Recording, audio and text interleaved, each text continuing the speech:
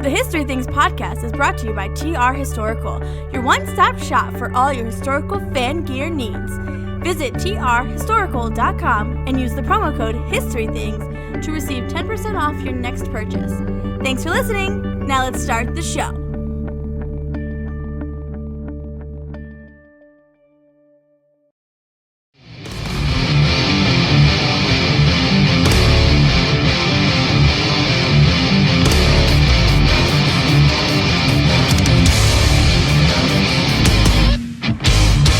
Are you ready?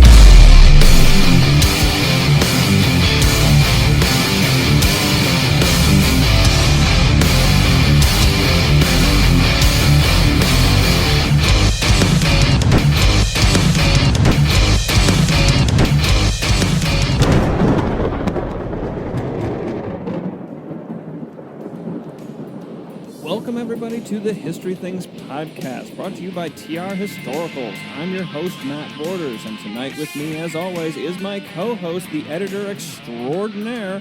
You know him, you love him. It's my boy, Pat McGuire. What's up, Matty B? How you doing, bro? I'm doing all right, bud, but the bigger question is, how are you doing? I knew you were going to lead off with this, so... for all of you out there who are not regionally located to us here in the mid-Atlantic of the United States, you are likely unaware that we are under attack. That's right, folks. We are under attack once every 17 years, these murder bugs come out of the ground and attack us. I'm, of course, talking about the brood X cicadas that have emerged. Now, obviously... They haven't been that bad around Frederick, man. I know. Well, for where you live and like where we are here in Carroll County, they're nowhere. So like I'm very grateful, but my real job puts me all around the state of Maryland, right. And some of the regions of this state are crushed. Now, I want to be real clear for all of our listeners out there when I just use some strong adjectives to describe these bugs. I know they are harmless. All right, but I challenge you to put that aside and consider this when I tell you the story I'm about to tell you. Are they truly harmless? Because the reason Matt asks me how I'm doing is because I'm sitting here with a bag of ice on my Achilles tendon and my foot up, and when I'm walking around, I'm in a stupid walking boot because one of these freaking bugs landed on my face. And you flipped out. And like a rational person, I did the spazzy, dancy, herky-jerky, what is happening move. And because I'm in my mid-30s and I'm not in my mid-20s anymore, my Achilles was like, what are you doing? And I didn't tear it because I was able to walk, and I say walk very loosely. Hobble, like extreme gimp limp. To the point where I was on the phone when it happened. I was like stressed out because I was doing some work around the front door, and these bugs are little like kamikaze machines. They come out of nowhere. They don't care. They are actually dive bombing you. Again, I know they're harmless, but look into their red eyes and tell me they're not here for your soul. But I'm like getting stressed out because I don't like bugs. Like, make fun of me all you want. I'm not a macho guy like that can handle bugs and all that crap. So I'm having a real hard time. There's a lot of them where I'm working in this one area. Like it's not like where Matt and I live, where we're kind of luckily, basically, if your ground was disturbed in the last 20 years, so if you live in an area where there's a lot of regional development, where Matt lives, there's a lot of new neighborhoods. Where I live, there's some new neighborhoods. So fortunate, but a lot of these areas that haven't been construction zones in the last 20 years are getting crushed. And I was working in one, and I couldn't handle it, so I was taking a break to like call one of my coworkers and just kind of do a little bitch sesh because I'm stressed out. I need to vent a little, calm down a little. And as I was talking, one landed on my face, and I freaked out. And my Achilles said, "What are you doing, mate?" And now I'm sitting here like a pathetic fool. Well, put your foot up and relax because we've got a great one this evening. For this evening, folks, we have for our guest Mcrae Williams, historian, author, host of her own podcast, the Half-pint Historian, and we're going to be talking tonight about her new book, The Revolutionary War in the Adirondacks. Mcrae, how you doing? Welcome to the History Things podcast. I'm good. Thanks for having me. Can you tell us a little bit about yourself, or more specifically, how did you become interested in history? And then when did you become inspired to really pursue history professionally? Yeah, like where'd you grab the spark from? Yeah, so I grew up in upstate New York in the Adirondack region. So that's like the mountainous part. I'm about 3 hours-ish away from the Canadian border. So, like, pretty much smack dab in the middle of nowhere. So that brings me actually to a quick question I have for our listeners. I was going to ask it in a minute, but that's the perfect setup. You teed that one up perfectly. Can you tell our listeners where the Adirondacks even are? And what are they? Like, what are they? Because, like, obviously that's the, you know, in the title of your book, it's the whole region of the theater. I'm sorry, it's the whole region of the theater of war you're talking about. But I don't think a lot of people know where the Adirondacks are, except for maybe they know the chairs. You know, the Adirondack deck chairs. Mm-hmm. Great chairs. Yeah, so the Adirondack Mountain region is also known as the Adirondack State Park. It's comprised of over 6.1 million acres of protected forest and wetlands in upstate New York. The area is so large that the top 5 largest national parks could fit comfortably inside its modern-day borders. You did a post about that recently. That was a great little fun fact. Yeah. There are several counties within the Adirondack Mountain region, including the county where I live in. And also, for as large of an area that it sounds like, it has a very small population. There's only 102 towns within those within the Adirondack Mountain region, and a total population of 132,000. My hometown only has 743 residents, according to the current census records. Get out of here. See, like, we talk about this in our town here. We think this is a small town because we're just shy of 1,000 people, but we got some bills on you guys. So how do you know everybody in your town, Marie? Pretty much, yeah. You're like, hey to the mail guy, and the mail guy's like your uncle or something like that? My godfather, yeah. Oh, that's a real thing. God. Oh, man. That's fantastic. That's awesome. Marie. I love small towns. So where did you, like Matt asked you, like, when did you sort of like what grabbed you, you're obviously from this region. It's got a ton of history. So what was it that like inspired you to like take the jump from like being passionate about all the things and I guess wanting to tell the stories and teach it, how did you get there? And I guess tell us a little bit about maybe your schooling. Yeah, so because of the area where I grew up specifically in the Lake George region of the Adirondacks, which is toward the southern border of the Adirondack region. And in the area where I grew up, we have Fort Ticonderoga, Fort William Henry, Saratoga Battlefield. So there's a lot that happened around the area where I grew up. And I had teachers who were great and would take us on field trips to those areas to show us that the history that we were learning about in class happened where we were. It wasn't just stuff that happened in faraway places. It was stuff that happened right in people's backyards. That's fantastic. I have a very similar origin story, as Matt likes to say, because he's a comic book nerd. But I, getting hands-on with history is something I'm very passionate about. So I'm thrilled to hear that, like similarly to myself, you had a really awesome set of teachers that not just told you great stories, but like physically took you to these places that were tangible and like connected you with them. So that's fantastic. Exactly. A great example of excellent teachers, and we need more of those. Now, when you decided to grab onto history and follow history, where did you wind up doing your schooling at? I got my bachelor's degree from the College of St. Rose in Albany, New York, and my master's degree from Southern New Hampshire University in Manchester, New Hampshire. All right. The other New England state that we never talk about because, we're talking about Maine so much. That's awesome. Did, what were... Your undergrad was history, correct? My undergrad was social studies adolescent education. I wanted to be a high school history teacher. So that's where I got my start. I taught high school for a couple of years, then I moved on to younger grades. What was it like teaching high schoolers? Especially like modern high schoolers, which I feel like are more apathetic than we were when we were in high school. Like we were the emo I don't know how old you are, Miss Marie, but Matt and I are old guys. We were in the emo generation where, we didn't care about anything. And like, I feel like it's worse now, Yeah, I feel like it's worse now, but I did have a really good group of kids. I taught in an all boys school, and a lot of them did really enjoy history. However, the school where I was teaching was in Schuylerville, New York, which is only a few miles up the road from where the Battle of Saratoga happened. and none of them knew the importance of the Battle of Saratoga. So I was like, okay, well, I know what we definitely need to focus on. Hit the brakes. We have to have a check.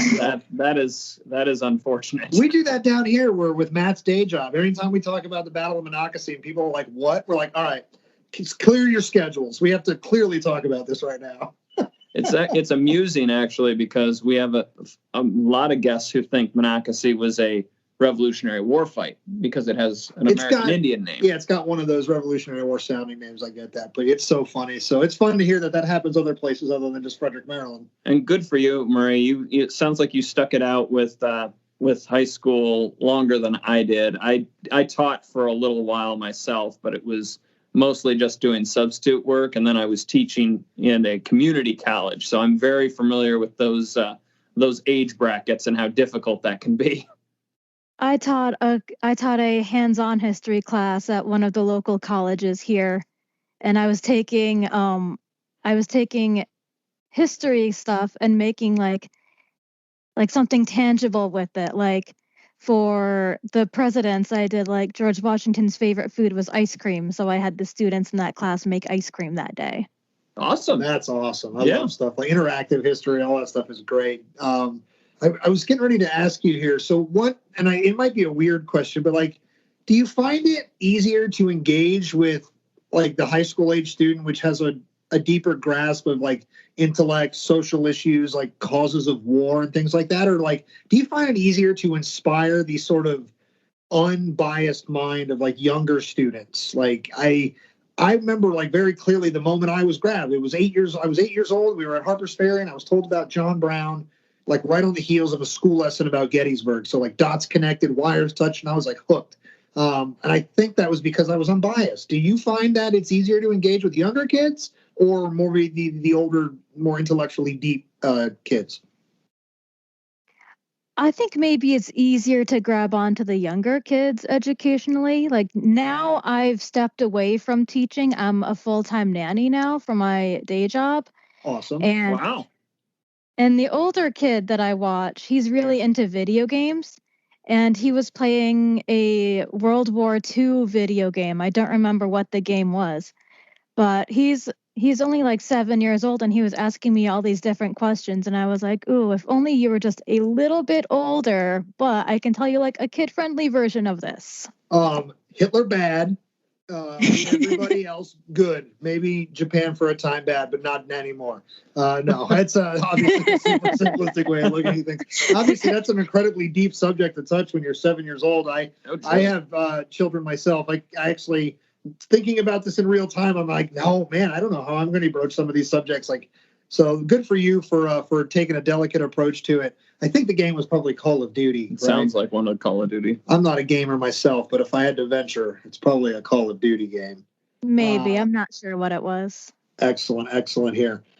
So before we get into it, one of the last questions I wanted to ask you was your book. When I read it, The Revolutionary War in the Adirondack, Raids in the Wilderness, I wanted to basically compliment you and then ask you a question on the heels of it, because there's a lot of literature about the American Revolution, and there's a lot of really well-written stuff on the subject matter. And a lot of it, in fact, almost none of it touches on your region. So fantastic. And it just happened to be local, which is awesome, but fantastic that you covered an untold story from the American Revolution. But it really popped to me. Like when I read it, like it stands out. It flows very well. It's full of some fantastic information. So like, what do you think, like as the author of the book, what makes your book stand out as a written work about the American Revolution? Sell us on your work. Oh, right? Yeah. Matt is suddenly now a publisher. If you didn't know that, we're going to add that. We're going to add that to his show opener. I'm not a publisher. Ad hoc publisher. So I think what makes my book stand out the most is that, at least in the area where I'm from, a lot of what we hear about when it comes to the Revolutionary War is like Saratoga Campaign, and that's it. So like 1777 comes along, and that's all you hear about in upstate New York. After that, you don't hear anything else. So we what did makes a lot of winning in 1777. So of course, yes. So what makes my book stand out is that I wrote about what happens after the Saratoga campaign. And also what I focus on is what the British were doing in upstate New York, not what the Americans were doing. Because we don't really hear much about the British, because in America we have a very American-centric point of view when it comes to history. USA! USA! I actually loved that you did that too, Murray, because I have a family who were probably Hessian. We've got both sides of the war, but I've got some Hessian ancestors specifically that I'm interested in. So I was very pleased to see that you were looking at this through the other side, if you will. Wait, did we discuss this before we launched this show? You have non-patriot supporting family members? Parker, get stretched. I got to get you up in the bullpen. We might bring you on the show here, bud. I'm just kidding, but for real, we got to talk. I also have an ancestor who fought in the Revolution, and he fought for the British side as well. Oh man, guys, I gotta go. Was he loyalist, or was he actually part of the Crown forces that were brought over? He was part of the Crown forces that were brought over. Wow, that's very awesome. cool. So That's with the very regular cool. army that came over? Yes, he fought for the 20th Regiment of Foot. He actually fought at the Battle of Saratoga, which was super cool to learn about. That's Yeah. awesome. That would be. I know that the book really concentrates on after Saratoga, but it does hit quite a bit on the Saratoga campaign as well. Murray, can you kind of bring us up to speed about that campaign and how your book interacts with it? Yeah, so the Saratoga campaign was one of the three major campaigns that took place in what would become New York State. The Saratoga campaign was led, of course, by General John Burgoyne. And Burgoyne had come up with a three-pronged attack to move on Albany. The British wanted to control the Hudson River, and they were already occupying New York City at the time, and they wanted to control Albany because that's where a lot of the major trading posts were. That's where a lot of goods were coming in and out through all of the colonies, because they were using the Hudson River to move products along.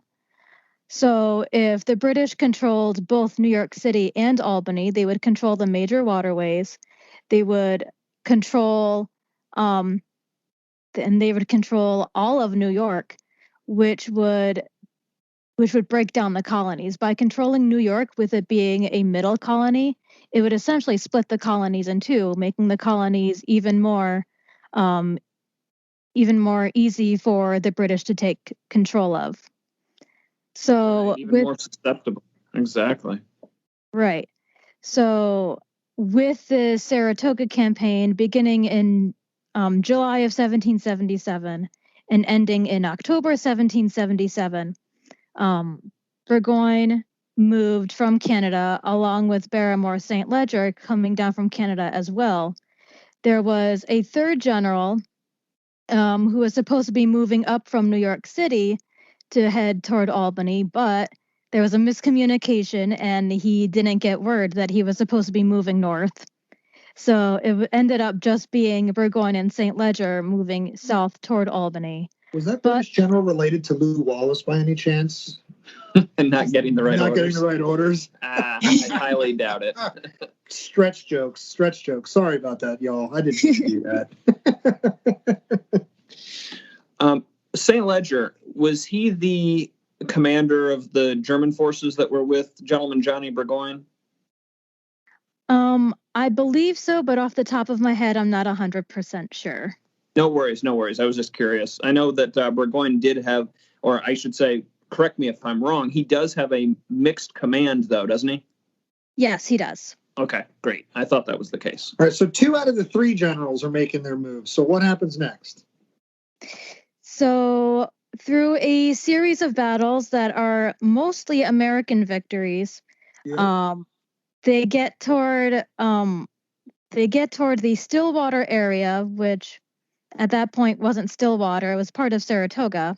That's why it's called the Battle of Saratoga. The Burgoyne and St. Leger meet the American forces there, and they win the first battle. but they lose the second battle horribly. And part of their loss at that second battle was because of America's number one traitor, Benedict our Arnold. favorite son? Psych. Benedict is what his name should be. Yeah. He's got a monument, though. This is one of my favorite little monument stories is he's got, for everything he's known about being the traitor of the, burgeoning United States that is to become and all those things, and how synonymous he's become with treacherous activities and treason. He does have a monument here still for these actions. Was it at Saratoga, right? Not Ticonderoga? Yeah, it's at Saratoga. It is at Saratoga.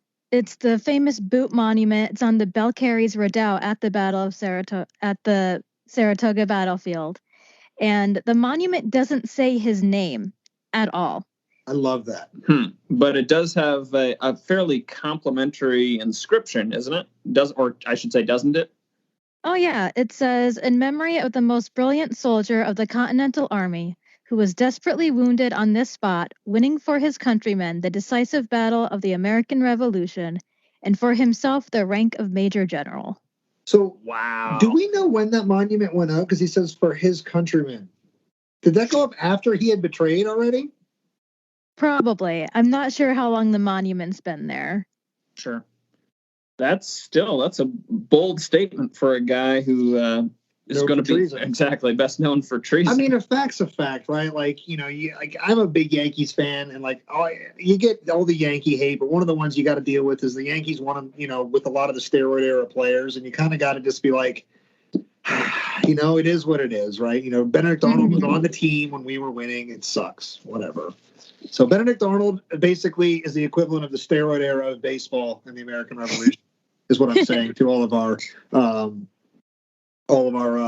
listeners out there. So one of the things I also like, actually, I'll get into it in a minute. So what happens? I guess what's the conclusion of the Saratoga campaign? Just because I guess it's one of the subjects of the American Revolution that most of our listeners are going to be familiar with. Because, like you said, right, there's the big sexy names, and then things kind of suddenly end up at Yorktown, and then suddenly the war's even over, and treaties are signed and all that. But there's a lot of action that we'll get into here in a minute. But how does the Saratoga campaign wrap up, since it is the major action that happens in the area? Yeah, so Burgoyne surrenders in October 1777. His troops are marched out of Saratoga, and they go to various places, most of which go back to Canada, or they're imprisoned because they're prisoners of war now. The Americans won that battle. That actually ties into one of our previous episodes with Fort Frederick. Absolutely. Well, I guess it would be sweet to plug our buddy Rob Ambrose, since we're getting ready to talk about him. But Marie, do you know where some of those prisoners from Saratoga ended up? I'm assuming probably in New York City on prison ships. Both sides of the army had prison ships, and they were not great places to be on. No, they weren't. That's what I understand. A huge number of them ended up actually right down in Matt and mine's neck of the woods down here. There is a French and Indian War fortification known as Fort Frederick. It's out in Washington County, Maryland, I want to say. You're starting to get out there. If you're on Route 70 heading west, you're starting to get out there. You hit Hagerstown, pass it. There's more civilization. Keep on going. But not a lot more. Not a lot more, but go. But a lot of Burgoyne's men were sent down to Fort Frederick and were sent to the stone fortification in sort of I'm going to use the Civil War imagery, but like a sort of an Andersonville style prison camp. Not a lot of resources, supplies, food, pretty derelict conditions. But some of those guys were trucked, were marched, shipped, whatever, all the way down here. Wow. Yeah. That's a lot of marching. Marie is unimpressed. She's like, I don't give a shit. Were they on a prison ship? No. You're right. I don't know shit about history. But yeah, that's awesome. The region that you're talking about even has fingerprints all the way down here, which I think is fantastic. Yeah, that's super cool. I didn't know that. Yep. So make sure you tune into Rob's episode, because he's going to give us like 4 hours of the history of that fort, which is, I thought it was just one little pocket of history. It's a massive story, which is a lot like yours. Like, I figured, how big could this region be? All they do is make chairs up there and get snow, but... Oh, wait, it's 6.5 million acres. It's huge. Not a lot of people though, right? Like Marie said, there's like Marie and like 10 other people that live up there. So before we leave the Saratoga campaign, one of the questions I wanted to ask you about was if you're okay with doing a little bit of spoiling of the book. Just a little bit. I love human interest stories, and you included a story relating to the Saratoga campaign that I was kind of fascinated by. And it was a story of a lady named Jane Mcrae. Can you tell our listeners about what her story is and like why you included it in the book? Yeah, so prior to the start of the 1777 campaign, Burgoyne's men were still in New York. They had just made their way down from Canada and they were moving towards Saratoga, but hadn't made like full-blown plans yet. So the story with Jane Mcrae is that in July, she was on her way to Fort Ticonderoga from Fort Edward. So Fort Edward is about 10-ish minutes away from where I live, maybe less than that. It's like right down the road. Is there anything left of it? Her house is still there. Oh, that's neat. Is it like memorialized as her house? Like, is there a placard, or is it just like one of those things you got to know? Yeah, as a local. There is a blue New York State plaque that says it's the Jane Mcrae house. Oh, that guy exploring by signs on Instagram. I got real familiar with those signs because of him. So shout out to that account. If you like really cool roadside history, that's one. Do you follow that guy, Marie? I do follow him. Aren't his signposts awesome? I guess that's a signpost. Yeah, it is. So I'm sorry, I didn't mean to interrupt. I'm just full of bad jokes tonight. It must just be the ridiculous weather we're getting. Anyway. So Jane Mcrae was, well, according to legend, like we don't know if this is actual fact, but this is what the history books say, is that she was on her way to Fort Ticonderoga from Fort Edward, and she was killed by a band of Burgoyne's Iroquois mercenaries. She was scalped. Oof. That's a bad way to go. So what's interesting about Jane Mcrae's death is that she was a loyalist and she was on her way to marry a British soldier. So she was basically killed by her own side. Wow. And I imagine that Continental forces or Patriot forces are going to use this to their advantage somehow. Well, why was she killed? For sure. Why was she killed? There's no known reason for why. She just was. There wasn't any reason given. Was she shot like Jenny Wade style, like making bread in her kitchen, or like was she traveling? I mean, obviously I know. I'm just trying to like lead it for the listeners a little bit because I was kind of stunned at just how like senseless. I mean, it really seemed. There's no real point to it, but it happened and it was powerful for the region. Yeah, so as far as I know, she was just traveling from her house to Fort Ticonderoga to get married to a British officer there. And he would play a smaller role during the Revolution as well in some of the raids that I talk about in the book. But her death had a huge impact on not just the Saratoga campaign, but the war as a whole almost. General Gates, the American general, wrote a letter to Burgoyne after this happened, blaming him for the tragedy of her death. And Sir Edmund Burke, who was a Whig member of the British Parliament, used Jane Mcrae's death to rail against the policies of the Crown, particularly when it came to allowing generals and native mercenaries to run amok and do whatever they wanted. So the British were upset that this happened to one of their own, and the Americans were upset about it too, because they already had to deal with raids carried out by the Iroquois and other native groups in the area, but like they were on Iroquois land to begin with, so like they kind of had to deal with that. Right. I think this is a good segue, actually, Marie, because one of the aspects that I really appreciated from your book was the amount of time that you actually gave to the American Indian story. and perspective. There's a lot of nations, a lot of tribes that are operating in this part of the world, this part of the country at the time. Was that difficult as a researcher and a historian to dive into? It was. A lot of Native American history, not just in New York, but in the country as a whole, is oral history passed down from one person to the next. And some of it has been recorded, but a lot of that oral history has been lost. However, New York State is very good about keeping resources for researchers about Native American history and Native American culture. So a lot of the research that I found when it came to the Iroquois, I found either in the New York State archives or even the Canadian archives. Oh, yeah. Excellent. This is really going to lead to and again, not to give too much away for the book, but the campaigns and the revolution as a whole really leads to something of a civil war within the Iroquois Confederacy, doesn't it? Absolutely does. Yes, very much so. Can you flesh that out a little bit? Yeah. So with the Iroquois, you had a few tribes. You had the Mohawk, the Oneida, the Onondaga, the Seneca, the Cayuga, and the Tuscarora. And some of those groups would side with the British, some would side with the Americans, and some would try to remain neutral throughout the war, or some tribes themselves were split. Like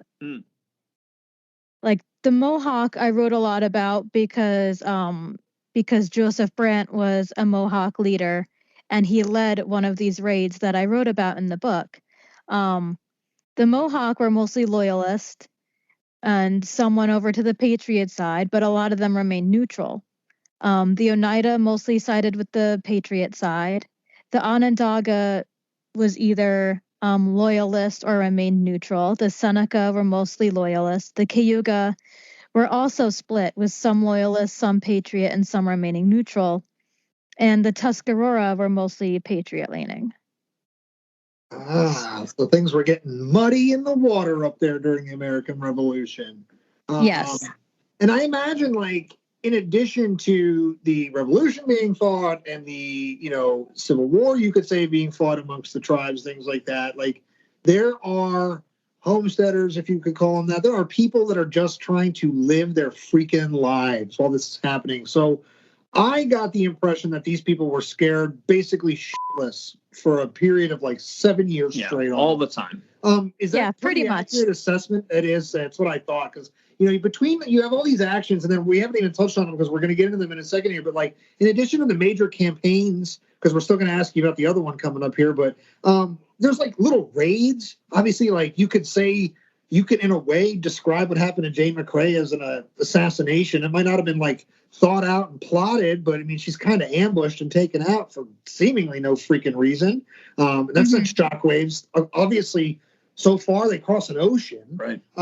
So can you just kind of maybe describe what it's like to be, your average person just trying to like make ends meet during this time in this region?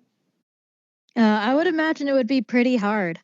So what I was able to find out through my research was that when we're taught about the American Revolution, we're taught that most people were very pro-patriot, especially in the cities, like in Massachusetts, in Boston, like you would see like these revolutionaries, like Sam Adams, like, and everyone railing. Great beer. And everyone railing for the patriot cause, but in upstate New York, not so much. That's because they're Giants fans in upstate New York, and they beat Patriots in the Super Bowl. Go Giants! Sorry, I can't ever resist that, Marie. This is what I'm dealing with, Marie, every episode. You have no idea. You walked into that trap. You said they're real big into Patriots in Boston a few times, and I looked at Matt and I was like, here we go. It's like, you go up a roller coaster and you get to the top. I was like, he's going to get us there. And you did. And I thank you for it. Go Giants. Love you, Eli Manning. You're my best friend. I hope he listens. He to this does, show. dude. Eli, if you listen to this show, please reach out and just let me know that you're the man. All right, moving on, because I love the Giants, so we could end here, and I would be a happy man. But we got to continue. The show must go on. So sorry, Marie, to derail you there. That's okay. So a lot of the people in upstate New York were either neutral to the cause because they just didn't care, it didn't really affect them, or they were like, there were a few people who were pro-patriot and some who were pro-loyalist, but mostly it was just people who wanted to live their lives and just deal with life as it was in the 18th century. Which was hard enough. Yeah, and now you have like a war moving in 1777, and you have like these little raids breaking out everywhere in the area beyond that. Like, it was a lot to deal with. Did you ever, in your research, come across like any estimated totals of like the cost of property damage and stuff? Because crops were getting destroyed, homes were getting burned, right? Like livestock's getting killed and stolen, and like just all hell's breaking loose out here. So like, was there ever like an attempt to like try to coalesce that data into one number, like how much it cost the region? I'm sure there was, but I haven't been able to find it. Maybe just something we'll put a pin in and come to maybe at the end of the year. When we do our end of the year, we'll just throw a nugget out to all of our listeners who've been hanging out with us at least halfway through the year. I'd be interested to find that number, because like the way some of the things you write about and some of the things we found in our own research were just pretty like just mind numbing. Like that's why I said fear was the word that came to mind, because like the amount of stuff happening out there was just pretty violent and terrible and sudden, like all the time. Yeah, I wouldn't want to be living in upstate New York at this point.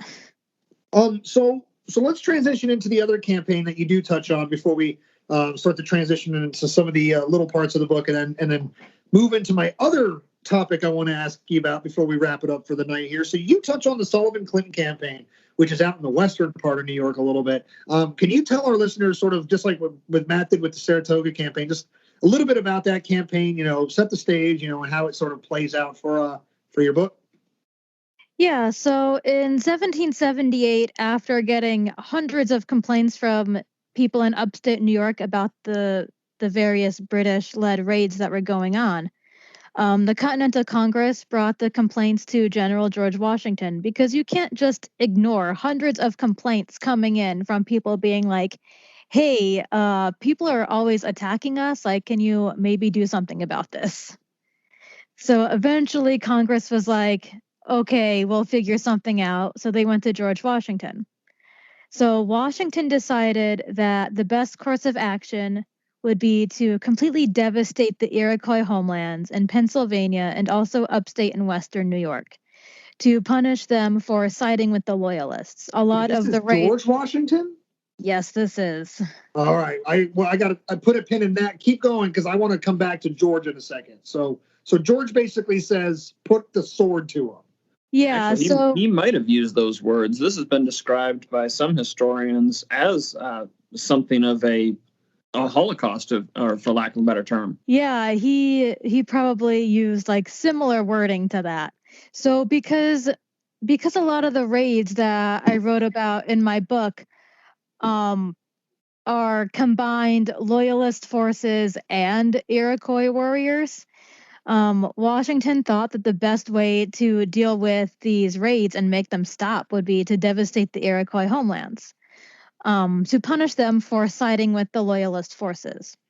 So Washington put General John Sullivan in command of this campaign, and in a letter to Sullivan that Washington wrote, he stated that Sullivan should ignore peace talks with the Iroquois Confederacy and focus solely on the complete destruction of the Iroquois homelands.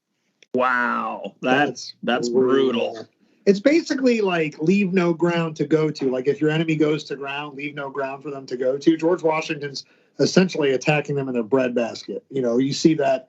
It's a pretty common tactic militarily in various eras of warfare. Obviously, in the American Civil War, we see it with the way that Hunter and Sheridan and others try to handle the breadbasket of the Confederacy, the Shenandoah. But obviously here, George Washington's doing the same thing. You want to make these people pay for what he perceives as a poor choice of allegiances. And instead of just taking it to them directly, it's kind of like with Sherman in the South. Like you make it hard. You go to where their resources are and remove their ability to wage war. And I think people often this is the pin I wanted to come back to. I think people often get stuck in the romanticism of George Washington. Like he was this sweet old man with wooden teeth that like helped us become free. And like the teeth legend is wrong. And like for another day, we'll get into that. But like, if you think that man had wooden teeth, you're about to get shocked when you learn the truth about that. And I hope you do get shocked. And I hope you do learn the truth about that.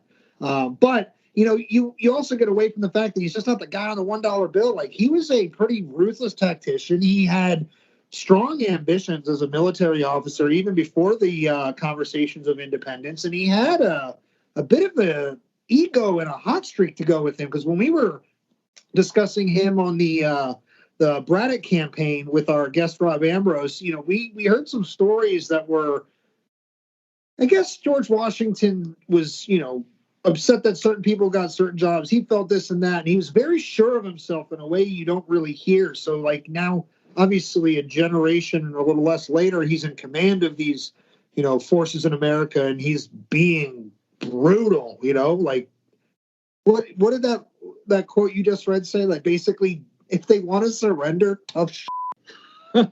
Like, yeah, that's pretty basically much what it said. That's so wild that like, and obviously we're a little familiar with that, but the average person out there listening might not be familiar with the fact that George Washington kind of had a big stick that he walked with, and wasn't afraid to use it. So, well, he was definitely using it.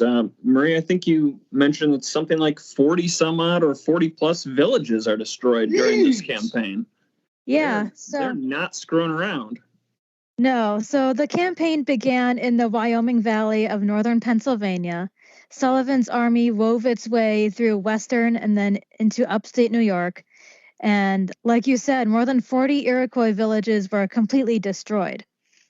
Per Washington's order, Sullivan was also told to capture as many persons of every age and sex possible. And in this one Iroquois village near modern-day Schenectady, that's exactly what happened. Every Mohawk male in the Albany area, which was largely loyalist-leaning, every Mohawk male was detained until 1780. So this campaign began in 1778, and they were held for 2 years just for existing. Schenectady is one of those towns that I've always loved that name. But it just blows my mind. It's like a know-nothing, nowhere town. Nobody's ever heard of it. Somehow everybody in the world is from Schenectady. I can't tell you, since the moment I just like heard about it for the first time, I had never met anybody from Schenectady. I'd never heard of the town name. And a few years ago, I made a friend, you know, she was like, you know, blah, blah, blah, all these things. Like, I'm from Schenectady, New York. I was like, cool, never heard of it. And then suddenly from that moment, I've met like 30, 40 different people from that area. I've discovered like NFL players that I've known my whole life are from that area, musicians. I went into an antique store recently and I found this great 1863 randomly. You know, not everybody was fighting in the war. People had to work at home. I found a firefighter's commission of a guy from Schenectady who got like, I guess, passed the test and became a firefighter in 1863. But like down here in Maryland, I found a guy from Schenectady, New York. It's like, what the fuck is happening here? So here we are talking about Schenectady again. It's so random. Now, we've got this punitive expedition, for lack of a better term, the Sullivan-Clinton campaign. The subtitle of the book, though, is The Raids of the Wilderness. So can you touch on specifically the Jessup raid? Yeah, give us a raid story before you get out of here. The Jessup raids are my favorite because I grew up we kind of thought so.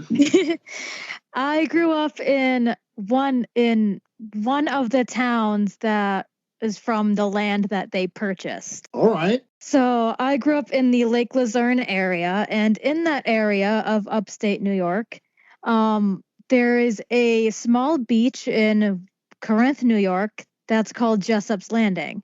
And I can't tell you how many times I have been to that beach when I was younger and in my teens, and I was like, that's an interesting name. And then years later, as I'm doing research for grad school, I find that name again. All right. So the Jessups were land barons they were actually some of the first land barons in the Adirondack region. So they purchased a ton of land, which most of that land would become Warren County, New York, which is where I grew up. How do you become a baron? Like, can I become a baron? Like, is that something? Like, is that a thing still? I mean, maybe you would have to have a lot of money to be able to purchase a lot of land, and then you could be a baron. I just want to like. And he'd have to be made a royalty of some sort to be a baron, I thought. Baron Pat McGuire? Baron Pat. That would work. Right? Sounds super German. All right. So that's cool. So obviously they're big landowners, right? Yeah, so they purchased most of their land from Sir William Johnson and the Mohawks in New York. So when the American Revolution broke out, it made sense for the Jessups, who purchased their land from the British, to go toward the British and Loyalist side. The Jessup brothers would fight at the Battle of Saratoga, and both of them would lead raids at some point, and then they would lose all of their land because they weren't going to swear loyalty to the new American nation. So they went to Canada and they established towns there along the St. Lawrence River. All right. So screw you guys. We're going to Canada. John Pretty Kennedy, much. Canadian bacon. I feel like when you say the St. Lawrence River, because I'm always the pop culture guy, I guess, on our show, I like de facto myself into that role. I feel like my brain is screaming at me to talk about Jason Momoa and that weird Netflix show Frontier, where like he's the fur trader along the Hudson in St. Lawrence or whatever, and everybody's got beards. None of it's right, But like I feel like if you're looking for a show, and you're looking for the low hanging educational fruit, I'm using air quotes there, hardcore. I feel like that show's set in that area. My brain, I don't know if you know that or not, but I feel like my brain is pegging that one out. Netflix has recommended that show to me, but I haven't seen it yet. I've watched like 3 episodes, and like I feel like I can't watch it because I like history and I know about it a little bit. I have a feeling Marie's doing the same thing we do with anything Civil War related when it's suggested. Just kind of give it the eye and being like, pick it apart. Sometimes you make the mistake of watching it. Like, yes. Who knows? Like Field of Lost. And our buddy here behind the scenes, we've all seen Son of a Gun here. And that is the worst Civil War movie ever made. And another day, but I just feel like Frontier. And by the way, Maria is the official History Things podcast critic of that show. If you want to watch it because Jason Momoa is a badass, maybe that's cool. But I think if you go for history, you'll be disappointed like most of us. Fair enough. Netflix did recommend a really good pirate documentary to me a while back, but that's like the best thing I've seen on Netflix in a while. You definitely have Pat's attention now. Yeah, we're gonna have a side chat when this is over, exchange deets, get some your people and my people talking, because I need to know about this. That's awesome. And that's actually something I want to ask you about at the end of our show here in a minute here, because you do have another venture that I want to get into. But So wrap up the Jessups for us, because I obviously have a great track record of derailing us. If you go through the entire history of the History Things podcast, 99% of the times we come off the rails, it's my fault. No apologies, no regrets, but it is me nonetheless. So the land that the Jessup brothers purchased would become the towns of Lake Luzerne, Hadley, Corinth, Warrensburg, Thurman, Chestertown, and Johnsburg. Thurman would later be broken up into 3 towns: the town of Thurman, the town of Athol, and the town of Stony Creek, which is my hometown. All right. Fantastic. And so 1775 comes around, and the Jessups have mills set up all over the area, and their mill workers are like, yeah, rebellion. We're going to become Americans and like take over and have our own country. And the Jessups were like, I don't like this so much. And the and the patriots in the area basically ran the Jessup brothers out. So the Jessups join Burgoyne's forces, and they become raiders in the areas surrounding the towns that they helped to establish. Well, they would know the land. Yeah, and that's why a lot of the forces who were in New York at the time, who were British, were Loyalist forces. The Loyalists were people who were born here. The regulars were the ones who were shipped in from Britain. So being from this area, they were the best people to raid the area. The Jessups would raid the areas of Boston Spa, as well as Queensberry, Glens Falls, Kingsbury, Fort Edward, and Fort Anne. Some of those places were even raided by the Jessups twice. These are areas that you said they helped found, which means that these are, or established rather, but these are places with people they know. Yeah.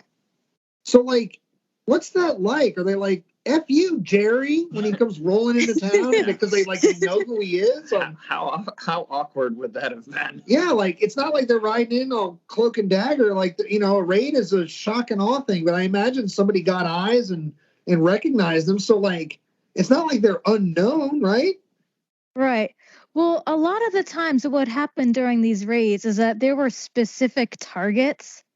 So because in upstate New York, a lot of the people were apathetic to the war, but a lot of people were very staunch, like patriots or staunch loyalists. So being a loyalist, you're not going to just go into a town and attack everyone there because, especially if you're from the area yourself, chances are you know people there.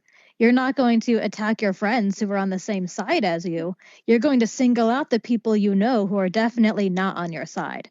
And that's what we see a lot of the times with these raids. We're kind of seeing that kind of weird stuff again in a modern sense where people are like just acting because of different affiliations or beliefs. So history is like one of those topics you kind of just got to dig into because you can find modern relevance in old antiquated stories because we're talking about events that take place 240, 50, 60 years ago. And there's weirdly relevant modern day stuff that's sort of similarly sounding.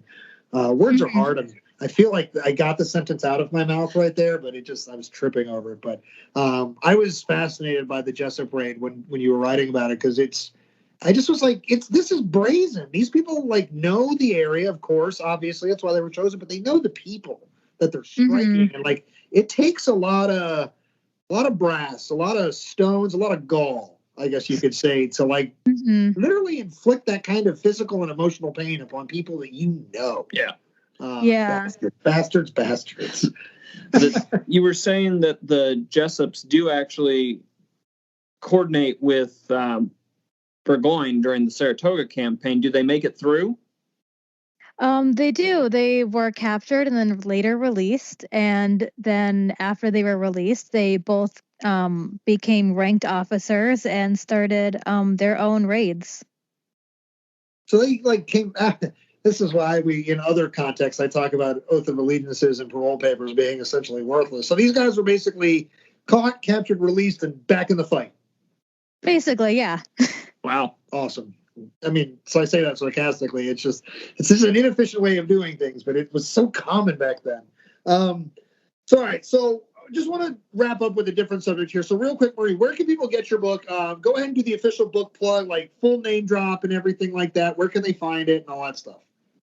So the Revolutionary War in the Adirondacks, Raids in the Wilderness is available through Arcadia Publishing, which is my publisher. Woo. It can also be purchased at Barnes and Noble and basically wherever books are sold. All right, so I got to do this because you said Barnes and Noble, and I bring it up every time we do this because we did this with Matt's book. If you are in Marie's region of the country, which would be like the New York sphere, maybe parts of Connecticut, even parts of New England, things like that. If you're looking for this book and you're like, I can't find it in my history section, check your local history section. There you will find it because that's what we did with Matt. We were shocked. We were like, this book is about things that happened 40 minutes from here. Why can't we find it? And then surely somebody was like, oh, well, did you check local history? And we felt dumb, and there it was right on the shelf. So if you're up in Marie's area, make sure you absolutely go pick up a physical copy of her book. It's awesome. Thank you for our copies, Marie. Just want to pass that along. We were very, very grateful to get your copies. It was an awesome read. Absolutely. I feel like, just like with Matt's book, it's the kind of book you can take out onto the grounds that you're writing about and sort of feel it, see it in a really beautiful way. So I wanted to compliment you about that.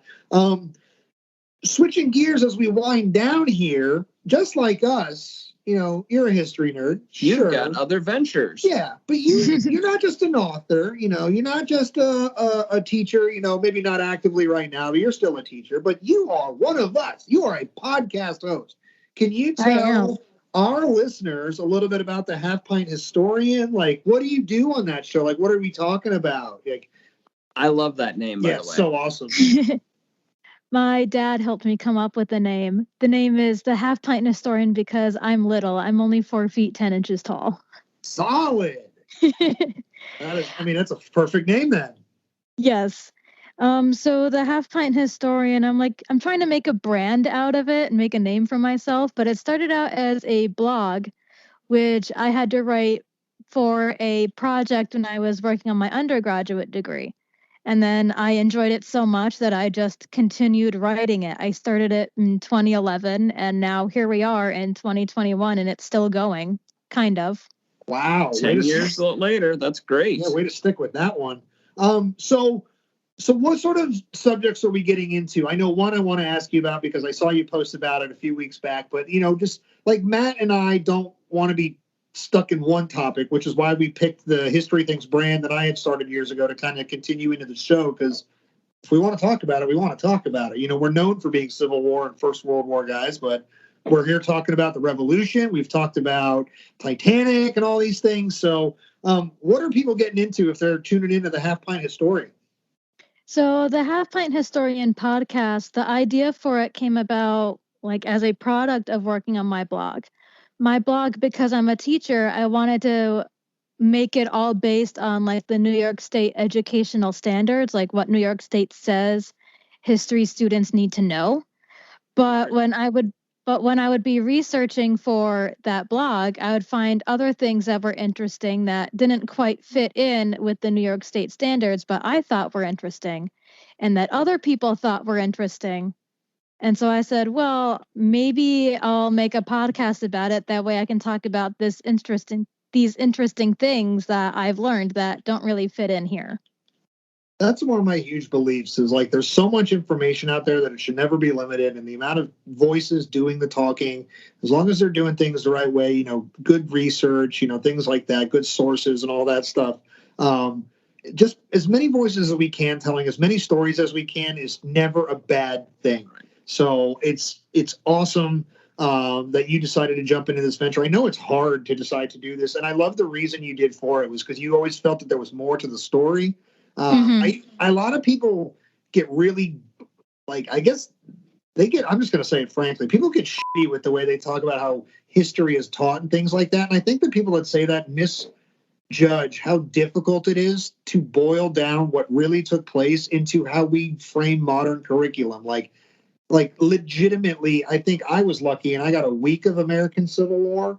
And I'll just say this, knowing what we all know on average about the American Civil War, do you think you could process it in reality in a week? The answer is no. That's nuts.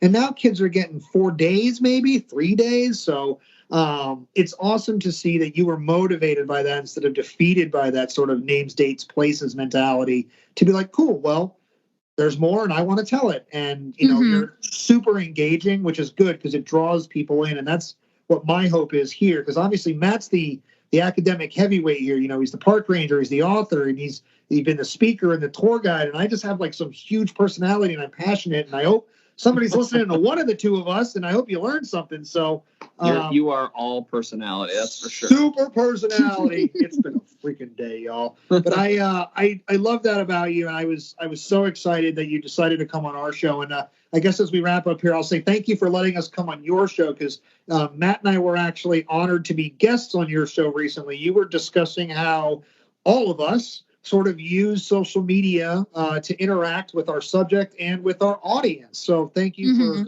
for letting us come on the Half-pint Historian. I hope that wasn't your worst episode. No, it was actually one of my most listened to. Oh, fantastic. Well, that's people like Matt. Yeah, well, that's quite the compliment. Thank you. Thank you, seriously, though, for having us. It was a lot of fun. It was an interesting discussion, too, because Pat and I have some different angles and thoughts on social media and its usage. Yeah, Matt hates it and I don't. Pretty much. So I guess the last thing I'll ask Marie is, do you do public social media? I know a lot of the people that we talk to on the show do, and a lot of the people that we talk to don't. So do you have a social media account you want to plug for people to go and follow along with sort of your ongoing history journey, or do you just want to leave it with buy the book, damn it? And check out the podcast. Yeah.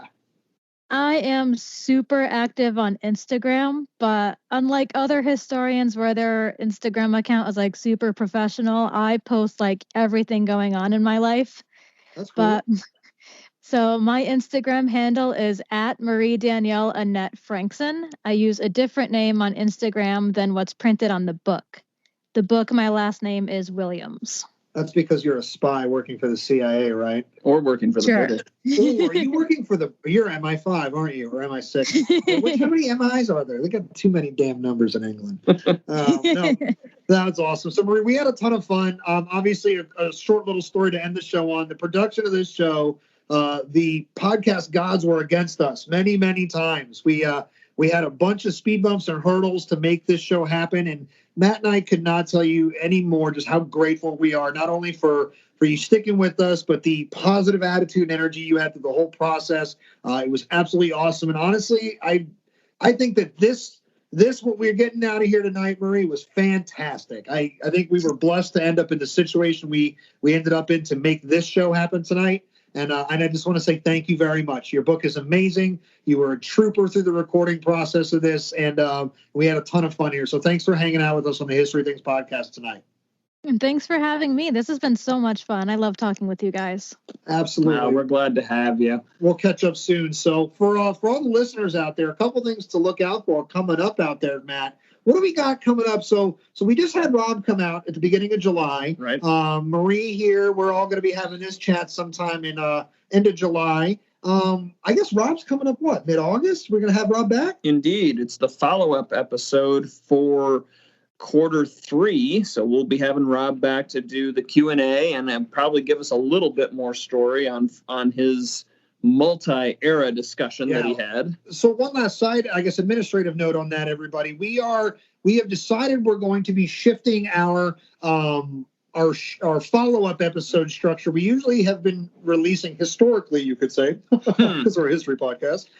We have been releasing our follow-up episodes on Wednesdays, roughly 30 to 45 days following the main episode they support. We're going to move follow-up episodes to Fridays, so you can look out for your hashtag follow-up Friday episodes, roughly on the same time frame, but just look for them on Fridays now. So keep tuning into the History Things podcast on Facebook and on Instagram, because there'll be tons of updates coming up with that soon, obviously, to let you know about everything that we're doing here. Our show is sponsored by TR Historical. Dave Bussiere over there is the man. He's been gracious and just outright. I don't know how many great adjectives I can throw at him, but he's been awesome for us.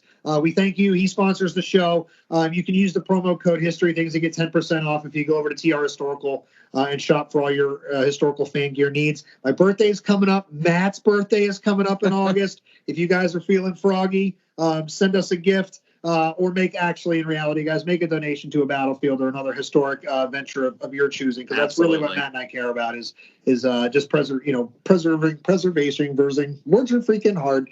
Preservation of history. So we were joking. If you do want to buy us gifts, that'd be very nice, but it's not what we're really asking for. If you do feel inclined, donate to some local history charity near you or something like that. Other than that, we're going to the Western Front in quarter 4. We've talked about that a few times. We'll talk about it a little more coming up, but author John Bracken's coming on. He's going to talk about the 151st Regiment, the Verdun Regiment. So, Matt and I we've teased the First World War a few times through various episodes. We've made no bones about the fact that we are geeks for this subject. Absolutely. We're going to bite it off, and we're going to go right at one of the most heavyweight fights of not only the First World War, but of all military history.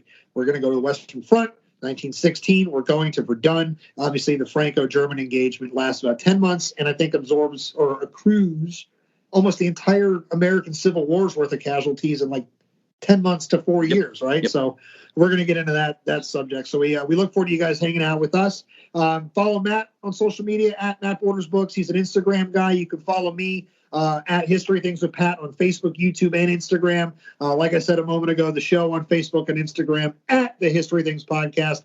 And if you're looking for ways to help the show out, you can go to your favorite podcast app, please. Give us a 5-star rating and leave us a review. Talking about, God damn, dude.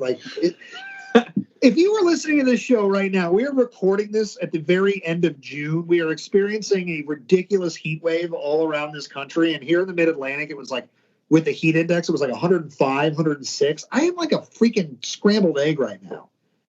Matt, did you do a tour in this heat? I did not, actually, but my colleagues were out and about in it. I had a training and stuff out in this heat. God, so if you were listening to this show, I'm glad you made it because we didn't melt between then and now. So we love you guys. Thank you all for listening to the History Things podcast. Shout out to all of our listeners up there in Watertown, New York. You guys are fantastic. We're going to start giving some shout outs to our listeners around the country and around the world because without you, this show is not possible. And we are taking off like an Apollo rocket ship right now. So just want you guys to know that we see you, we love you, and we will see you all next time. So for our guest, Marie Williams, for my co-host, Matt Borders, I'm your co-host, Pat McGuire. This has been the History Things podcast. We will see you later. Have a good night.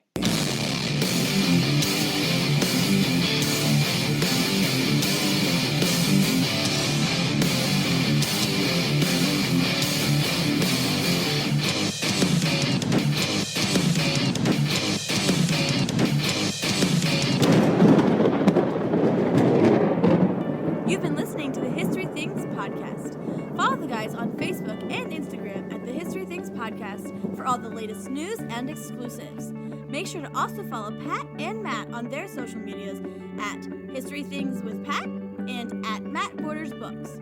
Have a question, comment, or compliment for the show? Send us an email at historythingspodcast@gmail.com. Thanks for listening. We hope you enjoyed the show.